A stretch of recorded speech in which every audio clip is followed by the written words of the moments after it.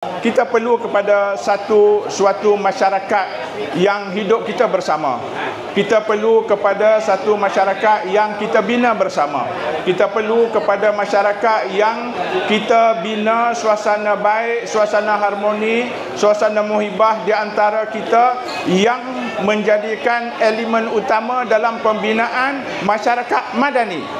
Sangat penting rukun madani, di antaranya sejahtera, di antaranya adalah muhibah, di antaranya adalah rahmah.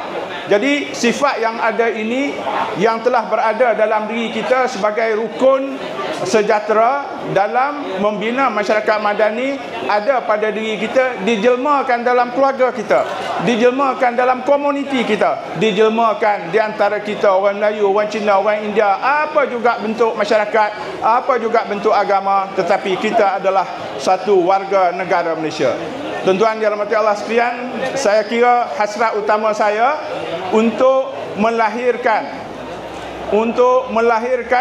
madani ini dalam konteks hari raya ini, saya nampak telah sampai ke hasrat yang kita nak.